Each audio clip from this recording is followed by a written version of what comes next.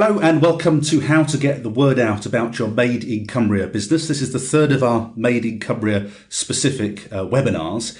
We're going to delve into how you can get better press coverage for your Made in Cumbria business. I'm going to be joined, or I am joined, he's right next to me as we speak, by Julian Whittle, who is Cumbria Chamber's Business Engagement Manager. And Julian's worked a long time in the papers. We'll hear more about that in a second or two. And my previous career was in BBC local radio. So I worked at BBC Radio Cumbria, then BBC Radio Humberside, then BBC Radio Cumbria again. So between us, when we combine our minds, you've got quite a lot of media power in there, in that we both know all the tricks of the trade. Julian and I have read countless press releases in our time, so we can tell you what makes a good and what makes a bad, and what goes straight in the bin. Yeah. which is probably more to the point. You want to end up not in the bin. So let's make a start with the main presentation. 25 years, that's some career with the CN Group, and you were CN Group's former business editor. That's right, yeah. Well, I actually joined the Chamber in January of this year. As you said, prior to that, I spent 25 years with CN Group. CN, for anyone who hasn't come across it, will almost certainly have come across the newspapers, because it means the Cumberland News and the News and Star in Carlisle, the Evening Mail in Barrow, the Bay Radio is part of their group, the Whitehaven News, Cumbria Life magazine. So they got fingers in lots of pies. So I was with them for 25 years. But I did have quite an unusual route into journalism, because the conventional way to get into journalism is you go to university, you do a degree, then you do a post-grad diploma in journalism, and then you join a newspaper, usually, or a radio station, but you as a trainee reporter, and you do your NCTJ, it's called the National Council for Training of Journalists. You do their exams. I didn't do all that. Well, you're lucky devil, because I did, yes. Because I had a career before journalism. In the 1980s, actually, I ran my own business, which will probably strike a chord with the Made in Cumbria people listening, because I've been through that. But it wasn't a newspaper business initially. Anyway, we used to produce street maps for estate agents, and we produced a local directory, a bit like a Thomson Local for Kendal, called Kendal Profile. We did that. But in the 80s, it was about the time the boom in desktop publishing was starting to take hold, and that allowed people, before that, if you wanted to publish anything, you needed to invest thousands and thousands of pounds in equipment and printing. Suddenly, it kind of democratised it, and anybody could publish anything. And I got together with a guy called Phil Johnson, and we realised, because we were living in Grange-over-Sands, would you believe, and realised there was an opportunity to do a local newspaper, for Grange, rather, because it was sort of covered by bigger papers from the Westmoreland Gazette and the Evening Mail, but nothing for Grange. So we set up, it was called the Grange and District Memorandum, and it ran for a couple of years. And when we were doing that, we used a lot of retired people in Grange, so them sort of ex-journalists we used to use to write the articles. And that's when I sort of got the bug. Anyway, it didn't work out. We ran it for a couple of years, and did it become something else, that, Julian? Because I remember a very good Grange magazine. Well, actually, one of the people we employed was an ad rep called Mary Ann Best, and she set up about a year, I think, after the memorandums, because memorandum was a weekly paper. And about a year after it disappeared, she set up a monthly magazine called Grange Now. No, I used to interview Marianne on the radio at Radio Furnace. There you go. It's very small world, isn't it? That's still going. In fact, she's retired. I think she sold it fairly recently, maybe a year ago, and it's still going strong. So I suppose you could say it kind of grew out of it, but I never had anything to do with that. But I got bitten by the journalism bug, as it were, and I persuaded Keith Sutton, who was then the editor of the North West Evening Mail. That's the Barrow daily paper, for anyone who doesn't know, to take me on as a trainee journalist. And I joined the Evening Mail in 1992, spent 2 years on the Evening Mail as a trainee reporter, getting qualified. And I did that because they just launched a vocational route, the NCTJ, and it's like an NVQ in newspaper reporting. I was about the first person in the country to do it, because I remember it was all assessment based. You had to write your stories, and because I wasn't the first. I was certainly in the first 10. They sent these people up from London to have a look, to go through everything, which was quite nerve wracking, to make sure that that they formulated. I was a bit of a guinea pig for that. So anyway, 94, I followed Keith Sutton, the editor, because he got the job of the editor of the Cumberland News and Star in Carlisle. And I followed him up to Carlisle, and I've stayed in Carlisle ever since. And in it was in October 94 I came up to Carlisle, and we started in, I think, April of 95, a business page in the Cumberland News. I've been brought up to do that. And over that time, most of that time I was either covering business or politics, because I moved and then moved back to business latterly. So I've seen, over that time, I must have seen thousands of press releases. Nothing wrong with press releases. They are a blatant attempt from a business or an organisation to get free publicity. But, why not? I mean, who doesn't want to get something for nothing? And interestingly, I think it can actually be more effective than paid-for advertising. A paid-for ad campaign, I think, to be successful, you need to do it regularly. A one-off advert can have quite a limited impact, but you need to advertise regularly. Where a press release scores is, in the eyes of the reader, they're reading an article and it's impartial. It's not. The broadcast is now starting. All attendees are in listen-only mode. As business advertising, and I think because of that, it perhaps has more credibility and more impact. So it's got a double benefit from a business's point of view, in that you're getting something for nothing, and it can actually be more effective than something that you would buy. Now, when I started in my radio career, we were on quarter-inch tape and using tape recorders that weighed a ton. Mm-hmm. And when you started, you'll have had desktop publishers and things like that. But I mean, in our careers, we've seen amazing changes in terms of the technology. Yeah. And of course, the papers in the 90s were very strong. People were launching new papers then, and they were flourishing. But nowadays, newspapers are a little bit old hat. In our careers, the internet came in and out. Isn't everybody doing it online now? The internet change, I mean, of all the technological changes, the internet's been the big one. I'm not just talking about publishing. I mean, it's changed the way we lead our lives in all kinds of ways. From things like booking flights and holidays and so on, which you used to go to a travel agent to do. Now most people do that online.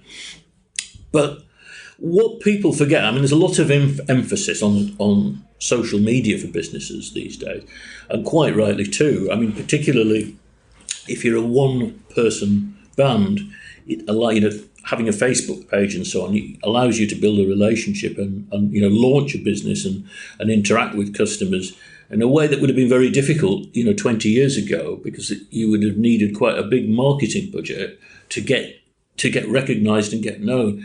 So, I mean, all this emphasis on social media is brilliant, but it would be silly to forget, really, that conventional media, if you like, can still deliver huge audiences. Not necessarily, of course, in print anymore, because one of the papers that I work for at CN is the News and Star, which is the daily for the sort of north and west of the county. And in the last 10 years, their daily sales of that newspaper have fallen from 23,400 to 9,400 last year. So that's more than halved in 10 years, and it's still falling. But the News and Star's website 10 years ago, I don't actually have the figures, but it would have been, probably a few hundred people a day looking at it. Now it has 30,000 unique daily users. So the audience for what the industry calls content, we used to call it stories when we started. Content's the word. Content's the word. The audience for it is probably as big as ever. It's just that people are sort of consuming their news in a different way. Instead of buying a physical newspaper and reading that, they'll just go online to the website and read the story there. Now, that's a problem for the newspaper industry, because although their audience is migrating online, their advertising revenues aren't. And of course, when they don't get any sales revenue that they do when they sell a newspaper, so the business model is broken, and that's a real problem for the newspaper industry. But funnily enough, there's many people probably reading newspaper stories as there have ever been. It's just that they're reading them online rather than in a paper. One of the things that I always remind people when I'm teaching for the Chamber of Commerce around the county is that I use my wife's dad as an example. He was a painter and decorator by profession. And he never used computers at work, and he's been retired for 10, 15 years now. And 10, 15 years ago, we didn't have computers at the house. They were all over the place. It's difficult to remember that, but we didn't. So for him, he doesn't like computers. He doesn't use computers. And in actual fact, if he goes to look up a phone number or go to Yellow Pages, he would look at the paper for local information. And I think that you have to be careful in rushing towards social media and new media, that you don't forget that demographic of people who still, I know they're becoming in the minority, who still want to access things on paper. Yeah. They want to read it, they want to touch it and see it. Well, they're complementary, aren't they? Because you might be reaching different audiences with different channels. But as I say, even if people think, well, I'm sending a press release to the local paper, it's for print. It isn't, of course. It's just as much likely to appear on their website. So you and be tweeted out. They tweet stories to try and drive traffic to their website and so on. So in fact, you can actually be using what you could loosely call new media, but by the back door. So they're very much complementary. And in fact, one of the next point really is that I said that the newspaper's business model is broken because they're losing their revenues. That's actually an advantage for businesses that want to take advantage and get free publicity. This is the bit we've come for. This is it is. It's a good bit, because you see what happened when about 10 years ago, when newspapers started to see that the revenues being squeezed, they did what most businesses do in that situation. They cut staff, they cut costs, and that meant cutting staff.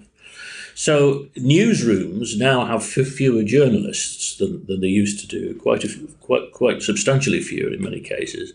But they're not actually producing any less than a bigger staff would have done 10 or 20 years ago. In fact, they're actually having to do more, because instead of, in the old days, a journalist would write a story and file it, and that would be the end of it.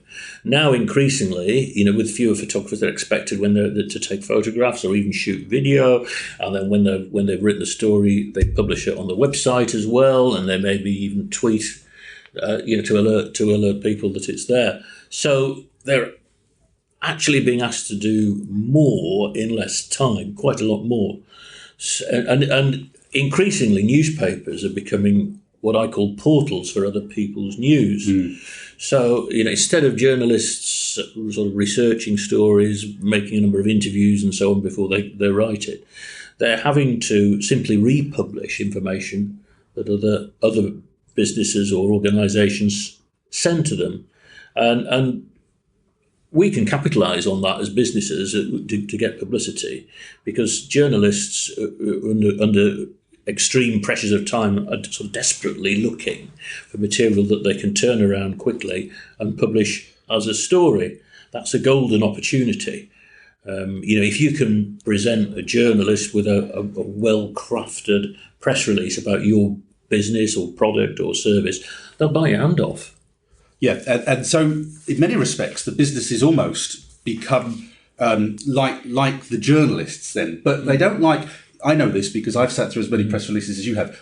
Journalists don't like every press release. Some of them, frankly, are just blatant attempts at cheap publicity, aren't they? And I always just throw those straight in the bin. Yeah, I mean, and the other big thing, and we'll come on to that, on how to craft a press release that sort of presses the buttons of the journalist. Yes. But the other big change, thinking back to 1995 when I started the Cumberland News business page, is that I would then, of course, there was nobody was using emails then, and you used to get a post bag every morning, and maybe I would get 10 or a dozen press releases. And most of them were relevant, because it cost, PR agencies that would send them out on behalf of clients and so on, they would buy in lists of suitable media and so on. But because it cost them money to physically post stuff out, they were quite selective, and they would think long and hard about who they were sending the release to. And generally, not always, but generally, they were relevant. Yes. But what's happened over the last 2 decades is email has become the normal means for delivering press releases. There's almost a scattergun approach now. That, they take the view, it doesn't really matter whether they're relevant. They buy in lists of email addresses of media contacts, and you get these press releases fired out that would never have a cat in hell's chance of getting published in a Cumbrian local newspaper. When I was seeing, I would get perhaps 100 or more press releases every day, and well over half of them were irrelevant. They would be from companies in London about products that they'd launched, or even companies in the US, and they were something of absolutely no interest at all to readers in Cumbria. So you just hit the delete button as soon as they land in your inbox. So I guess to a certain extent, they're playing a numbers game from a PR agency point of view. They know that they can send these out. Most of them will be irrelevant, but if enough people pick up, I guess they make their cash from that. Yeah. So where does that leave us? Where do we go with this, Julian? Well, it's as I say, it's an opportunity, but also there's even more pressure, if you like, to get your press release right, to get the message right, so that amongst all the dross, yours stands out, the journalist spots it, and you get published. Now, I like talking about the 3 R's. That's probably because I come from a family of teachers, you see. My partner's a teacher, or was, and my father was a head teacher, and grandmother was a teacher. Sister trained to be a teacher and then changed her mind at the last minute. I'm a former teacher, if that helps. They were surrounded by teachers. So 3 R's. But I don't mean reading, writing and arithmetic, not in this instance. That when it comes to press releases, the 3 R's are research, relevance and readability. Now, I'll talk about those one by one. Research is about researching your market. It's about deciding what publications that you should be targeting.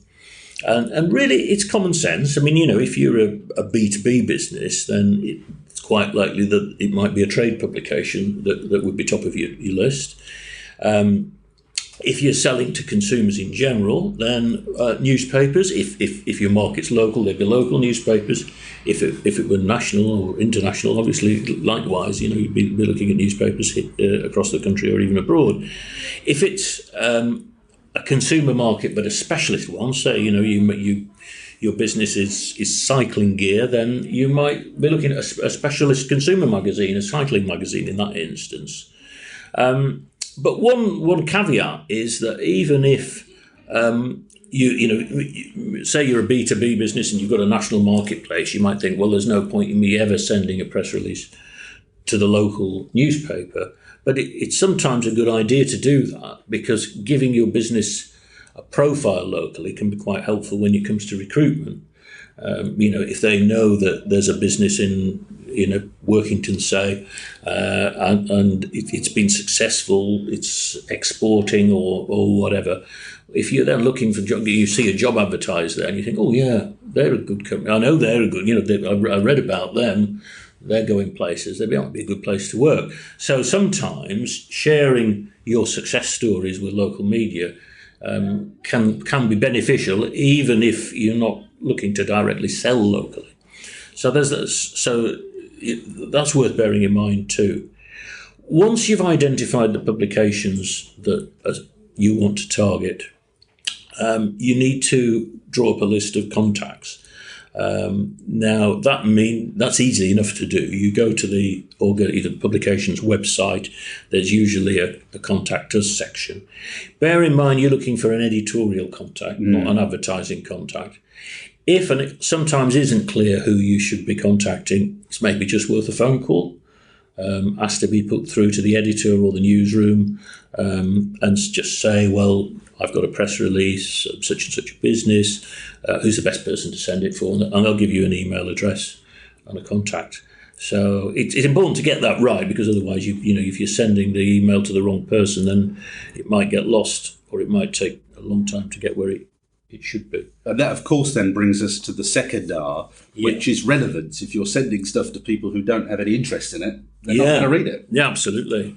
I mean, part of relevance is what we've been talking about, because obviously it's targeting the relevant publications. But what I really mean by relevance is that the message has to be relevant, to the people who are reading it. And just because you've identified that the readers of a particular publication are your market, right, that doesn't guarantee that they're going to find what you have to say is interesting. It doesn't necessarily follow.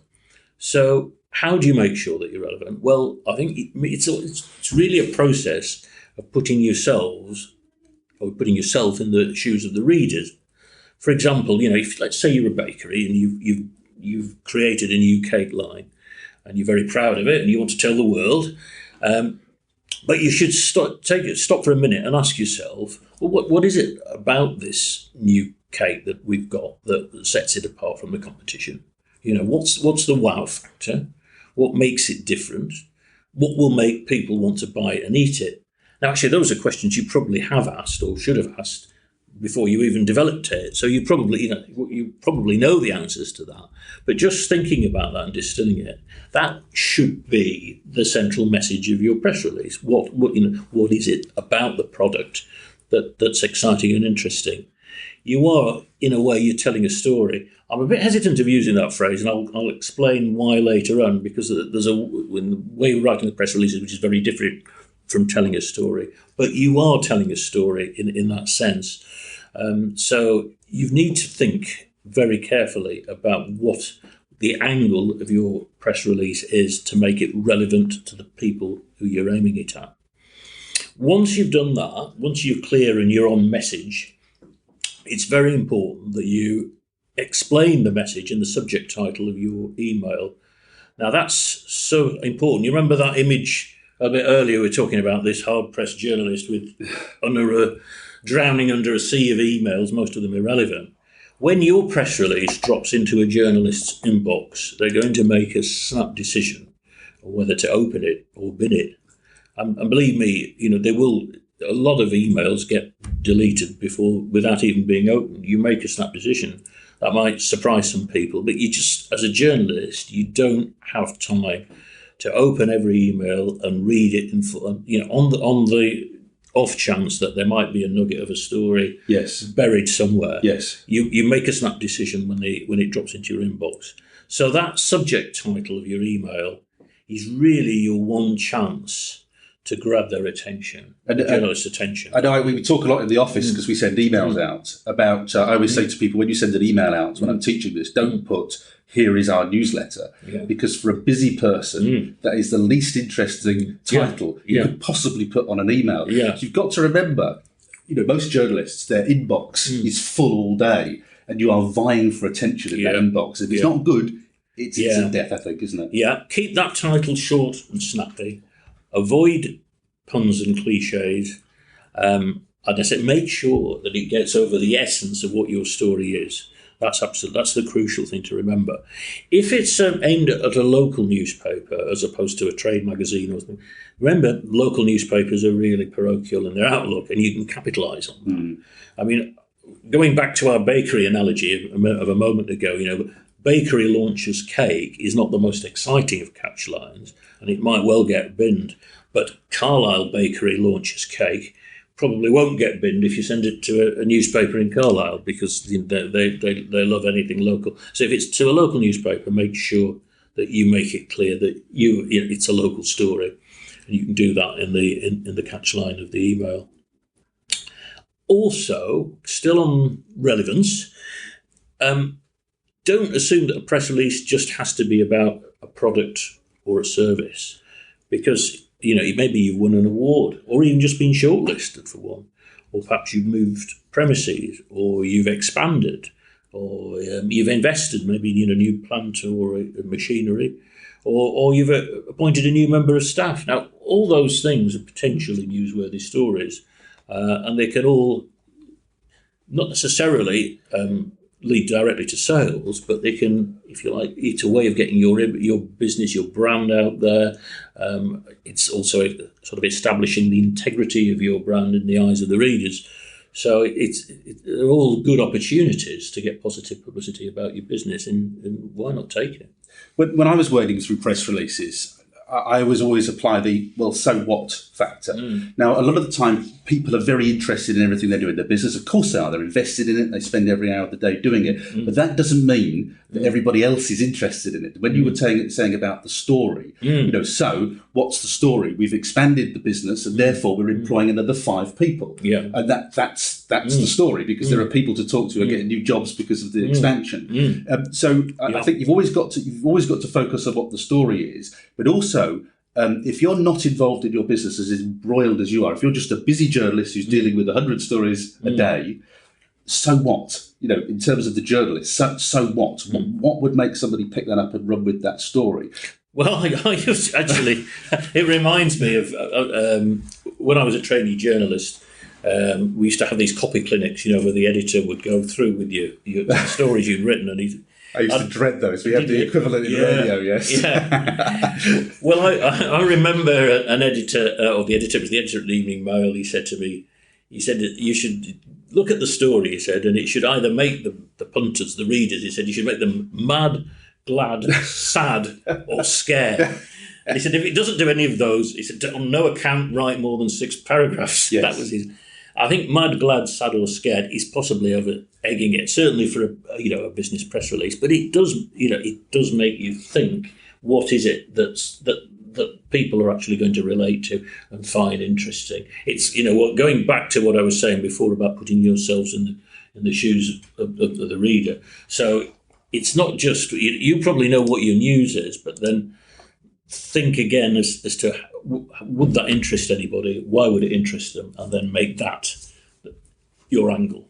Yes, okay, that's fine. And then I think when we were radio journalists, I think our tutor told us it's the rush in the pub factor. So if I rushed in the pub and said, hey, everybody, I've just released my latest newsletter, they'd all return quickly to their pints. But if I said fire at local factory, jobs at risk, then I'm going to put my pint down and say, tell me more. Yeah. And just apply that. Would it stop people chatting? Is it an interesting enough story? Yeah. You've always got to apply that. And also think newspaper billboards outside newsagents. Yes. If they just said, new paper out tonight, we'd all go, oh, and we wouldn't buy the paper. Yeah. So billboards, I think, there are a lot of lessons in there because they don't tell you the whole story, but they drag you in, they make you read more. And that's always what we're trying to do, I think, nowadays. That's is get people to read more. Yeah. No, I think that's you spot on. And that brings me very neatly to the third R, doesn't it? To readability. First of all, the first mistake you can make would be to simply regurgitate a newsletter or some content from your website. Don't do that. Start from scratch. And take time, don't just launch into it. Before you start, take time to sort of marshal your facts. That's, the who, what, where, when, why, and how your story. And you think, well, these are sort of obvious and common sense, but you'd be surprised how many press releases you get about businesses and it doesn't actually say where the business is. So, it's really basic like that. Yes. So just take your time, marshal your facts. Now, the next point is really crucial, and it's the one that if you take only one thing away from this webinar, this would be it. And it's interesting because I thought before, when I was sort of researching how I was going to put this together, I did have a look. I Googled online, writing press releases just to see what other people were saying. Because, I'm getting on a bit now. I think, well, you might have missed something obvious, Julian, so you better check. Nobody has actually said this. So, and I think it's absolutely fundamental. And it's simply this. A finely well-crafted press release should be written in a way that it can be cut from the bottom up while making perfect sense. Yes. Now, there are 2 reasons for that. But and you can be really ruthless about this because imagine, you might have written 300 or 400 words, but imagine if only the first paragraph was published. Would it still make sense? Would it get over at least the most important message? So you write it in a way that, yes, the first paragraph could stand alone, and then or the first 2 or the first 3 or the first 4, it can be cut from the bottom up. Now, there are 2 reasons why that's so important. The first one is, from the journalist's point of view, it makes life a heck of a lot easier. Because these days, journalists are actually writing a lot of the time into what are called templated pages. In the old days, you had a sub-editor who would design every page of a newspaper. And, I remember subs used to tell me, if it's a good story, let it run. And if you, instead of writing 350 words, you've written 600, they'd design the page around that 600. And if you had a really strong photograph, they'd use it big. But to get rid of newspapers have actually got rid of a lot of their sub-editors by using templated pages, because the News and Star business page, which I used to be responsible for, if you pick that up any day of the week and looked at it, you'd realise that the stories were different, but the page was identical. There was like one story of 330 words with 2 pictures. Underneath it, one of 250 words, one of 150 words with a picture, then a single column down the left with 150 words and a small head and shoulders pictures. And it was the same every day. So you had to get your stories to fit the shapes and the story lengths. So if the journalist has to cut your press release to fit a box that they have to fill, if it can be simply cut from the bottom, then so much easier, and that's great. But the other reason why it's very important, even if your story is published in full, don't assume that the reader's going to read it all the way to the end. Quite often, I mean, you'll feel this yourself when you read an article either online or in a newspaper. You start reading it because you think the headline's caught your attention, you think it's interesting. And you get so far down and you think, oh, well, I've read enough now. I'll move on to something else. I've got to go down to the shops. I've got to pick up little Johnny or whatever it is. We've all got busy lives under pressure. So even if you are interested, you might not read to the end. So it's for that reason alone, it's very important to have your most important message at the start, because that may be all that some people will read. This goes back to what I was saying about running into the pub. If you ran into a pub, you wouldn't say the factory was set up 10 years ago, by Fred who got a grant to do this. You'd say the factory's on fire, lives are at risk. Yeah. That's the top line. That's right. Think billboards That's again. the thing. That's the thing. You're thinking from the point of view of the reader, what is it that's going to interest them? You put that into your first paragraph. That doesn't mean, by the way, because I say, the first part could stand on itself, that isn't a good reason to write a very long first paragraph. I would say, because that's a huge turn-off, that would be a big mistake. I would say, as a rule of thumb, keep your first paragraph to 25 words. Mm-hmm. There might be occasionally you really can't, but don't try to do that. And if you do go over, minimise it. Because if you have an unwieldy and complex first paragraph, people probably won't read any further. You don't want that. So that is the most important thing. Write it in a way, get all the important facts at the start of the story in a way it can be cut from the bottom up. If you do that, you've got a very well-crafted press release. Always write in the third person. Don't write I or we, as you might do if it were an advertisement. It's always right in the third person. Don't make statements subjective statements that you can't substantiate. I mean, things used to irritate me as a journalist with people, Kendall's leading fashion retailer. Yes, that really used to get my goat. Yeah. Yes, what does it mean? Yes. I mean, leading in what sense? Where's your evidence? Yeah, Where's the exactly. statistics? You can't substantiate. So don't use things like that. It's value judgments. They'll probably get cut, and if they don't, they'll just annoy the reader anyway. So don't use those things. Avoid too many adjectives, because it reads like an advert if you have too many adjectives. Keep it factual and be objective. By the way, the rules about writing in the third person and avoiding opinions that can't be substantiated don't apply to quotations. You can say what you like in a quotations. Quotations allow you to speak directly to the readers. And interestingly, they're the one things that journalists can't alter. They can cut them out, I suppose, which is fair enough, but they certainly shouldn't alter a quotation, because they'd be putting words into your mouth. So quotations are very powerful. Keep the quotation that you use upbeat and positive, and don't repeat what you're saying somewhere else in the press release. I mean, the classic one that you often see is, they'll say, Mr. So-and-so said the new calorie-free cake, we're back at the bakery, the new calorie-free cake was a world first.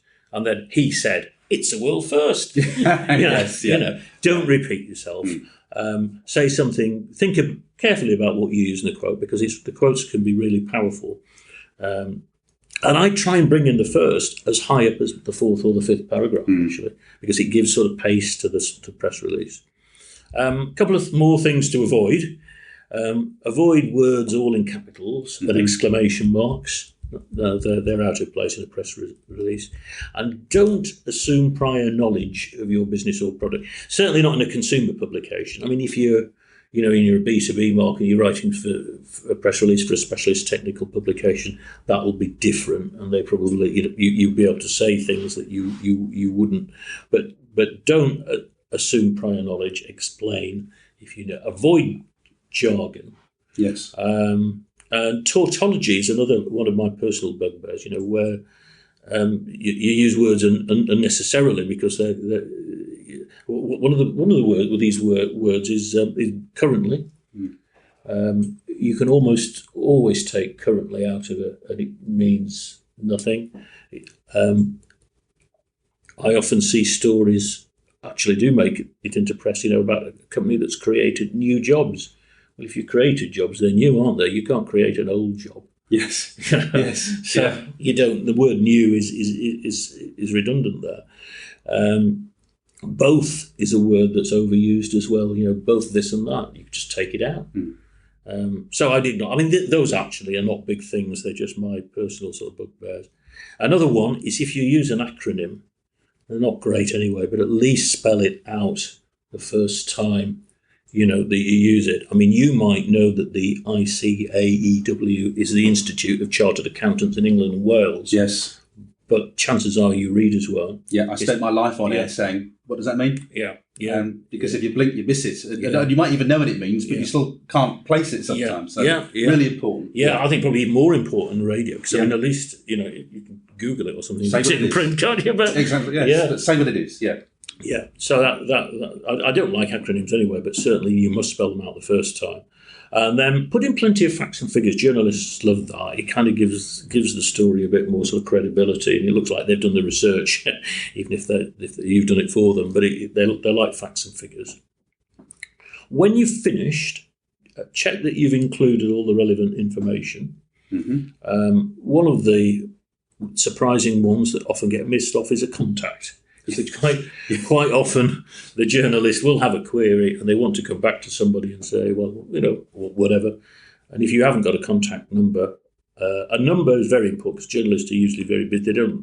They still rather pick up the phone and ask you because it's quicker than sending an email that you might not pick up for an hour or two. And can I just throw my bugbear in here? Because what used to really annoy me is when somebody sends out a great press release and you'd ring and they say, oh, they've gone on holiday. Yeah, I was just about to... I preempted you. Me too. So they'd rush to get the press release out before they went on holiday, then disappear, and then the world's banging at the door to get more details, and they've gone. Exactly right.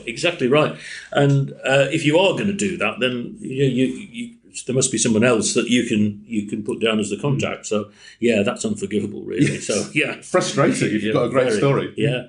The other thing which is really more important than ever than it used to be is to attach photos, images.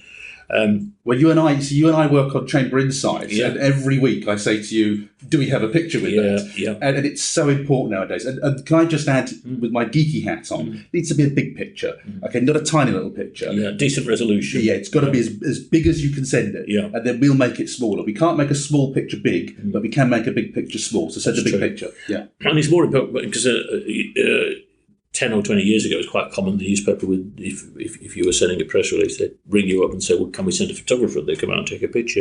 Well, they still do employ photographers, but not as many as they used to. So if you can attach a photograph, that's a big help, and it means they can publish it straight away. In fact, it's not a bad idea to try and attach two, not of the same thing necessarily, but if you can have one in landscape format and one in portrait format, especially with templated and pages, you don't know what shape they're going to have to work with. And you and I have this conversation every week, don't we? I say, I can't hack that down to the right dimensions. I need something bigger. It's a very common problem, but in these days of the web too, it's really important.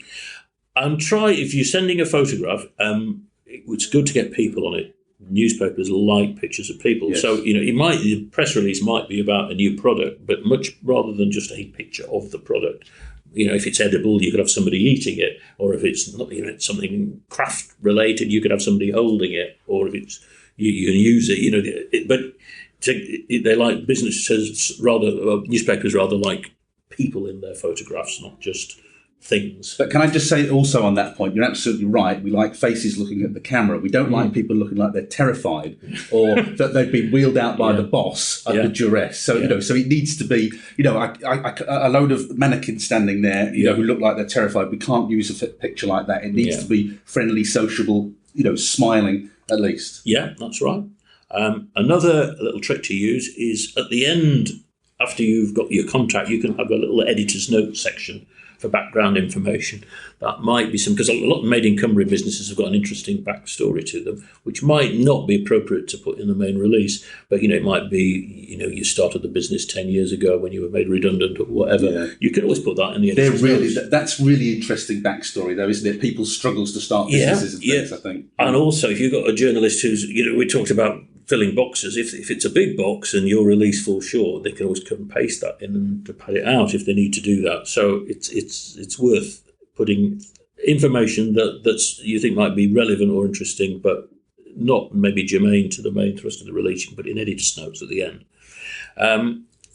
This is absolute common sense: is reread and check for mistakes before you press that send button. And I don't just mean factual errors. Although spelling mistakes and things like that, although you'd be surprised about how many times I got press releases where somebody was quoted in the press release and then they attached a picture. When you looked at the caption on the picture, the name was spelt differently, or they had a different job title. The name was spelt the same and the job title was different. Yes. And if you can't get it right, we don't stand a chance, do we? So that's that's obviously very annoying, but check for that sort of thing. And by the way, I should have said this when we're talking about photos. Do make sure if you use a photograph that you have a caption for it, and if there's somebody in the photograph, it says who they are, because that's something any newspaper or website or magazine would want to know. Can I just mention copyright actually?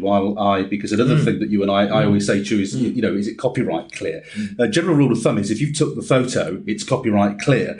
But if an official photographer took it, it might not be. And if it's a still of a product that's been taken for a formal catalogue or something like that you don't own, it might not have copyright attached. So the rule of thumb is you took the photo, it left your phone or camera, you've got the copyright and it's good to send. But just be aware of that. Don't send photos that might have copyright restrictions on them, because we can all get into a lot of trouble for that. Yeah, that's right, Paul. That's right. When you're checking for mistakes, again, coming back to that, I was going to say as well, errors in punctuation can change the sense of a sentence. For example, take just a short phrase like writing clearly isn't easy. 4 words. And writing clearly isn't easy suggests, the whole practice of writing can be quite difficult. It's not easy. But if you put a comma in after clearly, so it became writing clearly isn't easy, it means something different. It means that writing it may be easy enough, but to write clearly, that's more difficult. So just the insertion of a comma there has changed the sense of the phrase.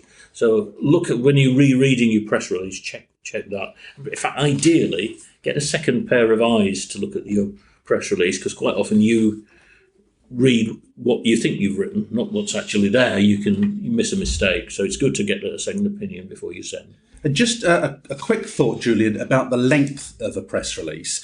When I've written press releases in my own business, I tend to keep them to a page, only because it's got to be a pretty good story for me when I was a journalist in a busy office for me to read beyond that. I'm skimming it. I want to get the sense of the story really quickly. And frankly, a page is much more attractive than 3 pages. Or if you wanted a word count, something like 450 is probably a reasonable top end. But if you've written it, in the way that I described it, being able to cut it from the bottom, that makes your length less crucial, because if they can cut it to just 1, 2 or 3 paragraphs without really having to do any work, it doesn't really matter if you've written loads. But I would try and keep it to about 450. But if it's a particularly complex subject or whatever, you may feel it's worth going over that. So those are your 3 R's of press releases. Let's then do a Reader's Digest version of all of that and distill that into your 10 tips for writing a great press release. This is really handy stuff. So talk us through this. Yeah, well, it is. It's a recap of what we've just been saying, really. Identifying initially in the first instance your target audience, what publications that you need to reach them, and getting, of course, your contacts so that the press release goes to the right person. Thinking long and hard about the subject of the press release, which means putting yourself in the shoes of the reader. What is it about your service or product or whatever that you're talking about, or your news, whatever it is, that they're going to engage with and finding interesting? I call this, you'll see this on the next slide when I talk about radio tips for this, but I call it WIFM, the world's most listened to radio station. What's in it for me? Yeah. And if there's nothing in it for me to make me open it, remembering I'm the recipient, that ain't getting opened and read. So absolutely right. Always think of that. What's in it for me in terms of the recipient? That brings it onto the subject line to grab attention. But there, because of the subject line, you're talking to the journalist, not necessarily the reader, but you've got to sell to them. It's your one chance, because otherwise they'll just hit that delete button. Number 4 is marshal your facts before you start. Take time to think about what information you need to impart. Is it all there before you start writing? The key one, write so that the release can be cut from the bottom, even to one paragraph if need be. Writing in the third person and avoiding, the jargon and the blatant self-promotion, those statements you can't substantiate. Don't forget to make good use of quotations. It's your one chance to talk directly to the reader without an intermediary, and include plenty of facts and figures. Attach your photograph, perhaps a logo as well. Ideally 2 photos. Make sure there's a caption. And please make sure there's a contact with a phone number and email that we can get back to as journalists. And finally, reread. Ideally get someone else to reread it to check for any mistakes. With my geeky head on again, obviously Word has a spell check in it, but I use something in my own work at home called Grammarly, which is a little add-on that you can put into Word documents, and it will tell you about where commas go, because I'm rubbish at this stuff, where the commas go and the full stops and the colons and semicolons. It just helps you through all that stuff. Yeah. So again, I use it because I'm not very good at this stuff, and it just helps me to send stuff out in a little bit better nick than they might have been. Right, thank you very much for that, Julie. We're just going to move on to some local radio tips, and by all means, throw your hat into the ring here and any extra tips that you think of as we go along, because we want to make this as useful to you as possible. And I agree with everything that Julian said, because those press releases still go to radio stations as well. But I just wanted to share a few tips with you about being on local radio, because alongside newspapers, radio can be a fantastic source. So the first thing I'd say to you is don't be a snob about local radio. When I was in local radio, people would say, oh, it's just the local radio, no one listens. But they do. And all the important people listen too. And it uses and benefits from word of mouth. People talk about things that they heard on the radio. Think about the last time somebody said to you, I heard this interesting interview on the radio. Yeah. And that's where you're putting yourself when you're on local radio. So don't be snobby about it, because they do have thousands and thousands of local listeners all over the county. Well, I always have the radio on in the car. And quite often, in the kitchen, if you're washing up or something, you just put the radio on whilst I'm doing, So you can kind of consume it almost without thinking about it, don't you? It's on. Yeah, it's in the background all the time, and your ear tunes in and out to the interesting things. So, local radio is extremely powerful and remains extremely powerful. And, of course, these days, people could listen on iPlayer. They can listen in all sorts of different ways. You can listen to the radio on your phone, even. So I listen to the radio on my phone a lot when I'm away from home. So the other thing is, when you're working with local radio, work out what it is that you want to do. Now, this varies with local radio, so you need to listen to your local radio stations and see where they use regular people rather than presenters. Now, in the old days when I was on local radio shows, we used to have a daily newspaper reviewer, for instance. That was an excellent opportunity to get involved and get your voice heard on a local radio station. But local radio, just like you were saying with the papers, they need fresh voices. They need the guests. They need the content. They're desperate for it. So offer a solution. And also, from a journalist point of view, if there's somebody that can talk knowledgeably and coherently about the subject, those people are worth their weight in gold to you, aren't they? Yeah, they become the go-to people, don't they? Yeah. And a great thing to do, I call this expert position, become the go-to person for whatever it is you sell or manufacture. So get known at your local radio station. Now again, how would you contact? Many people are a bit scared because these are presenters and it seems a little bit glamorous, but they're just normal people trying to fill shows, and it's a treadmill, just like your job would have been on the paper. It's a treadmill trying to fill those slots. So when fantastic guests come, who know how to behave on the radio, they're a godsend. And when you find great guests, you don't let them go. This is the other thing. I mean, it'll be the same with the papers. When you find a great spokesperson, you don't let them go. And the other thing about local radio is that I know so many people who started at local radio, and often national radio will ring and say, have you got a good spokesperson on this topic? And we pass them on to national radio. So this goes back to number one, don't be snobby about local radio. Actually, when you get to local radio, you could also get to regional and national telly, and you can get to national radio too. But you've got to start with local radio, because that's how you get into the journalist contact. Into the food chain, as it exactly. were. Yeah. That's how you enter the food chain. That's a great way of putting it. Yeah. Now, the other thing about local radio is don't ever try to plug your product. Okay. Now, just the fact that you're on the radio is giving publicity to you and what you do. But don't keep saying the product name. I wince when I hear this already, because people think they're being clever. And I don't know who's coached them, a PR company or something, but local radio won't have any of it. They can't do it. They can't be commercial. And when people started plugging their product, you have to balance it out. It has to be even-handed. Certainly on BBC local radio, you cannot just come on and plug your product. And if you do, they won't ask you back again. It's like being a rude guest at a party. It's just rude. Now, I can tell you that when I recorded a whole load of video, or somebody recorded a whole load of video for us once, and it all went into the bin because this person kept using product placement and we couldn't use it on the BBC. They wasted all that time. And they would have got the plug if they'd have just talked about what we'd asked them to. They'd have got it. So don't abuse that. Don't plug your product. Now, this is where you've got to be clever with your on-air branding. So if I'm there and, for instance, I'm for the Chamber of Commerce, and really what I want is people to join the Chamber of Commerce. If I'm there saying, join the Chamber of Commerce, it's fan. Join the Chamber of Commerce, it's fan throughout the interview, I'm not going to be invited back. But if I introduce myself as Paul Teague from Cumbria Chamber of Commerce, and then you talk knowledgeably about your topic, people are going to say, they're going to be switched off by you plugging your product all the time, but they know who you are. Get your product or your brand or your company title into how they introduce you. So when you're on the radio, they're always going to say, how do you want me to introduce you? So don't just say Fred Blogs. Say Fred Blogs from Acme Window Cleaning Company Limited or something like that. And you'll get that introduction at the beginning of the end. People will know who you are. You get your branding in that way, but in a non-salesy way.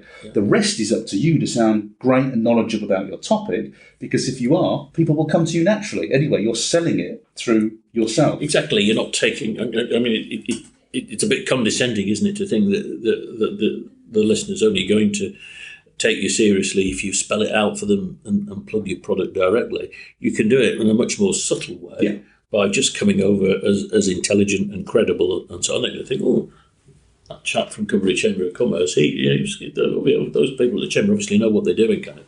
Well, we do business with people we know, like, and trust. And, if you're the person at the party saying, buy my product, buy my product, buy my product, you're not getting invited back again. It's the same as on radio. So have some respect for people. Be clever with that on-air branding. Always think local. Julian mentioned this at the press releases. I am, if you're coming to a local radio station, I am a local radio station for Cumbria. So if that London story doesn't have a Cumbrian connection, why would I be interested in it? It's got to be very, very compelling. I always have to localise it. Always. So this is why you'll always hear, if there's been an incident abroad, you'll always hear about the Cumbrian business person who happens to be there, or the Cumbrian tourist who happened to be there, because we've got to localise it. If we can't localise it, it's national news. It's not for us generally. So we're always looking to localise it. Always think about that local angle, local jobs, local employees, a locally produced product. Think local, think local place names. And you said that in your press release section as well. I think it's really important. Understand how the process works. Don't be rude. Radio presenters, I used to do the breakfast show. I used to have to hit the pips at 7 and 8 o'clock every day. And you can't overrun. So when I ask you to be brief, I'm watching that clock like a hawk, and I cannot let you overrun because the pips wait for no one on the news. So be respectful of the radio presenter. Know that they're going to be looking at the clock. Know that they've got people speaking in their ears. Just keep talking. If their eyes look away, they're always busy doing things. Okay, be respectful of that. And if they say, just a short answer, please, if you would, because we're pressed for time, they mean it. They don't mean give me a half-hour answer. So, understand how radio works. Be empathetic to the presenter. They're doing many things at once. When you're selling your story, this goes back to what Julian said, tune into the world's most popular radio station, WIFM, what's in it for me? So what I used to find is that people would get very enthusiastic about a story, and I'd be there always thinking, well, so what's in it for me as a radio station? And why? I know you're excited about that, but why would I want to communicate that story other than just plugging your business? There's nothing really interesting there. So always look at your story, scrutinise it, and say, why would somebody who doesn't care about my business particularly, why would they be interested in this story? Why would they want to run that? Absolutely, Paul, yeah. I totally agree with that. It's so important, isn't it? Sometimes people can't see beyond their nose. Yeah. And that's great. They're enthusiastic about the business. It's all absolutely fine. But not everybody shares your knowledge and enthusiasm. You've got to bring them to it, I think. Be aware of this, where this might lead. I was doing most of my presentation. I did a little bit in Barrow, but most of it in Hull. And I spoke to 3 people who ended up on national TV as a result of those local radio appearances. Jan Fennell was a lady who used to come in and talk about dog taming and dog whispering. She got multi-book deal out of it, a TV series, and has a very, very big business now. Yeah. I'm trying to think, Mark Hill, the hairdresser, was on local radio. He used to do my paper reviews. He has a product range for hair dryers and things now. And then another lady who was just asking me how to do this when I left Radio Humberside. She wanted to be a chef on TV.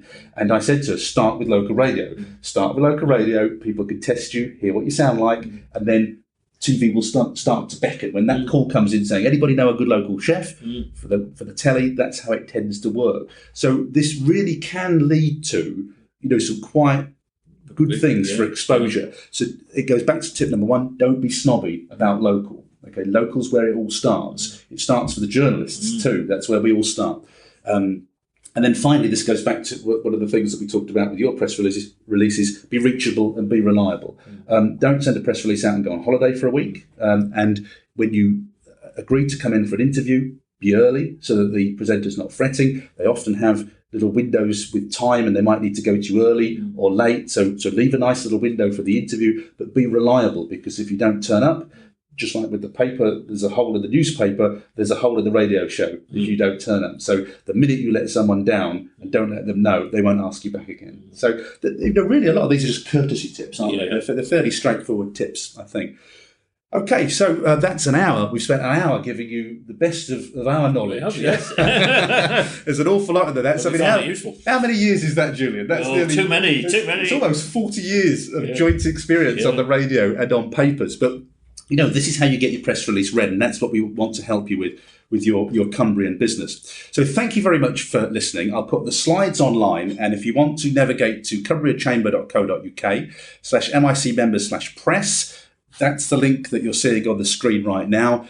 You'll be able to access the slides, and you'll be able to access this webinar replay. And I will actually make it available too as an audio download, because it's the sort of thing, it doesn't have an awful lot of slides with it. It's the sort of thing you can listen to in the car, on the train, on the plane.